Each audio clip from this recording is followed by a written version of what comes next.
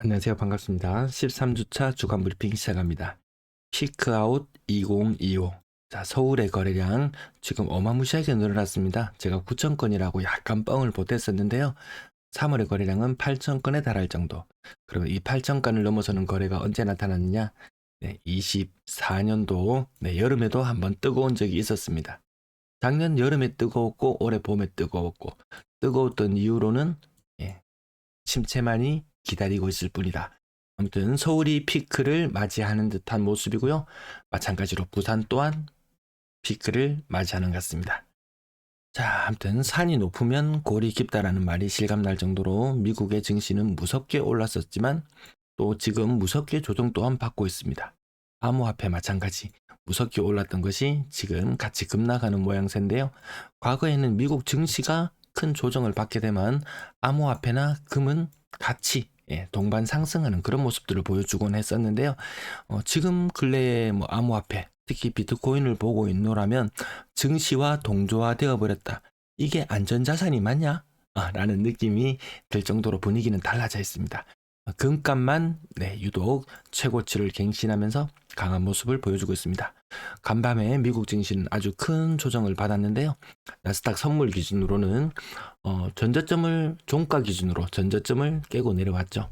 한 22,000 이상 올라갔던 것이 깊은 조정을 받으면서 뭐 장중 기준으로 19,050 정도까지 나타내던 것이 다시금 재차 반등해서 23,300까지 갔던 것이 단 한 3일 만에 다시 19,180. 하지만 이건 종가 기준으로 봤을 때는 아마 지난번 저점을 깨고 내려온 모습입니다. 시장이 안정적인 시장은 아니죠.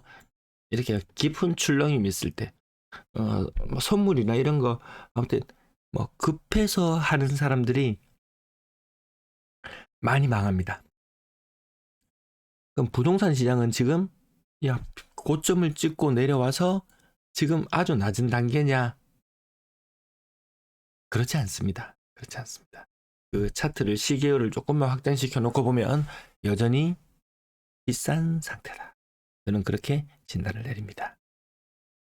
원달러 환율 방에 가면 뭐 오만 경제, 정치, 온갖 이슈들을 다 볼 수 있습니다. 우리 경제 수장께서는 우리나라 금리가 떨어지면 이득을 보는 국고채를 보유하고 계시고, 그 다음에 한국 환율이 치솟게 되면, 원달러 환율이 치솟게 되면은 큰 이득을 볼 수 있는 미국채 30년물 이런 걸 가지고 계시다고 하시네요. 똑똑한 사람들이 이런 식으로 투자를 하고 있어요. 자산을 배분을 해서 포트폴리오를 나눠서. 물론 이것은 자산이 많을 때 이렇게 분산하는 게 가능하겠죠. 그러면 지금은 없는 사람은 그러면 또 부동산에 몰빵해서 자산을 늘려서 키워나가야 되느냐? 부동산은 사실 더 답이 없을 겁니다. 왜? 그 지난주에도 제가 말씀드렸다. 그거 이번 주에 다음 달 3일에 이 여러 경제단체 이런 여러 수장들이 모여서 부동산 대출 억제 회의를 한다네요. 그래서 뉴스를 찾아보려고 하면 저는 이런 글이 나오면은 반드시 확인하는 절차를 거칩니다. 그러니까 이 뉴스까지는 찾지 못했어요. 그래서 뭐 한국은행 금융위원회의 일정들을 찾아봤는데 거기서도 찾지는 못했어요. 아무튼 뭔가 있기는 있겠구나. 아무튼 그 피크아웃 이렇게 말씀드리는 이유는 서울의 급격한 거래량 상승 그리고 늘어나 급증하는 대출 그로 말미암아 지난주 이거 제가 안내를 드렸었는데요. 가계 대출을 다시 조인다 이렇게 말씀을 드렸었습니다. 큰 틀에서 조여지면 지방도 예외일 수는 없을 것 같습니다.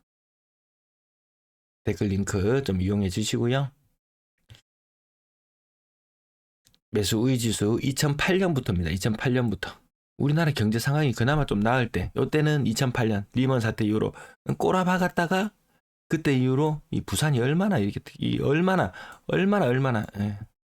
나라 경제 성장과 더불어서 얼마나 많은 부동산 상승을 했었습니까? 지금은 경제 성장하고 있나요? 현상 유지하기도 힘들 정도의 모습이죠. 그러니까 부동산 가격 또한 마찬가지로 힘을 쓰고 있지 못하는 모습을 볼 수 있습니다. 그래도 과거에는 좀 서울이 움직여주면 부산도 조금 따라 움직이는 신용이라도 좀 해줬는데 근래에는 부산이 같이 움직이는 신용조차 하고 있지 않습니다. 서울의 분위기가 갑자기 얼마나 식었냐면 요거는 2020년부터입니다. 대폭등이죠. 코로나 그 대폭등 때.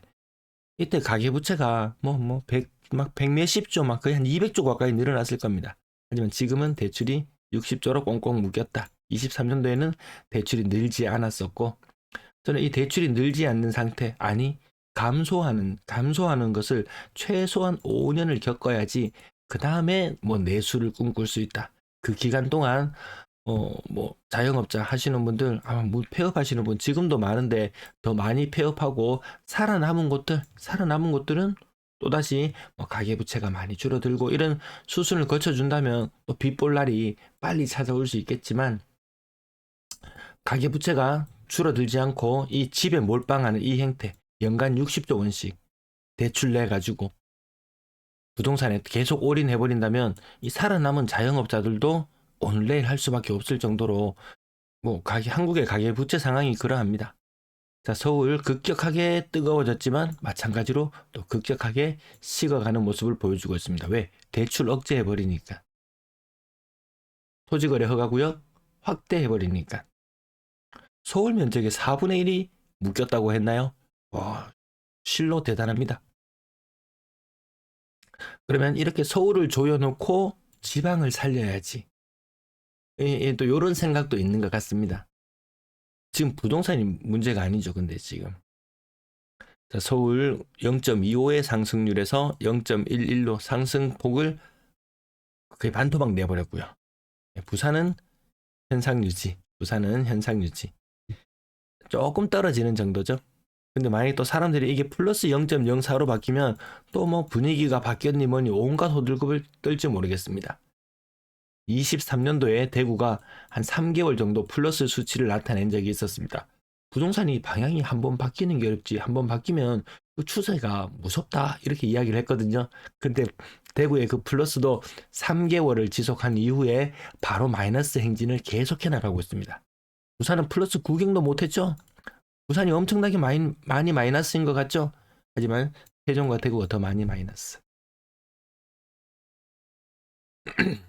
자, 주간 거래량 제가 피크아웃 이렇게 말씀드리는 이유는 부산의 거래량 또한 좀 정점을 찍고 2주째 조금 거래량이 감소하는 모습. 대구, 인천 마찬가지. 대전, 울산, 광주가 요새 거래가 살짝 늘긴 했지만 광주를 제외하고는 나머지는 거래량이 꼭지를 찍고 내려오는 모양인데요. 전 이 거래량이 올해의 피크가 아닐까. 물론 지금 이 불난리에 온갖 난리에 부동산 띄운다고 하면 욕먹을 겁니다. 띄울 만한 상황도 되지 않는 것 같고요.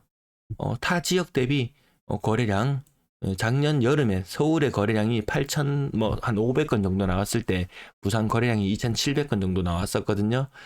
마찬가지로 올해 3월 달에 이미 부산은 피크를 찍고 이제 내리막을 기다리고 있는 게 아닌가 싶습니다. 다른 지역들도 피크의 느낌이 물씬 풍깁니다. 아무튼 요 작년에 피크 거래량에 버금가는 그 정도의 거래량이 이미 벌써 나와버렸다. 올해 벌써 나와버렸다.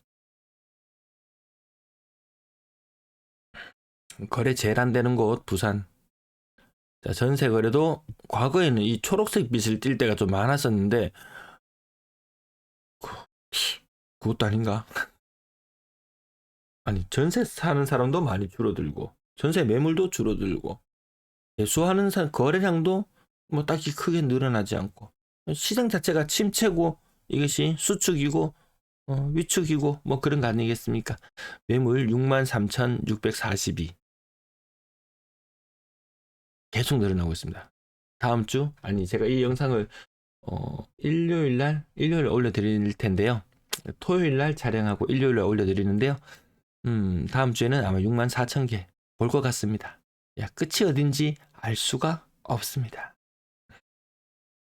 전세 매물, 매매 매물, 인구 대비 1등, 부산 1등. 그 뒤를 바짝 추격하는 도시들이 있지만, 전세 매물, 인구 대비로 봤을 때는 딱히 많지는 않습니다. 대전이 워낙 많아버려서 대전을 제외하고 보면은 또 뭐 대구, 부산은 또 그 다음 바로 차순위 자리를 차지하고 있긴 합니다. 아무튼 요게 전체적으로 전세 매물은 계속해서 줄어든다.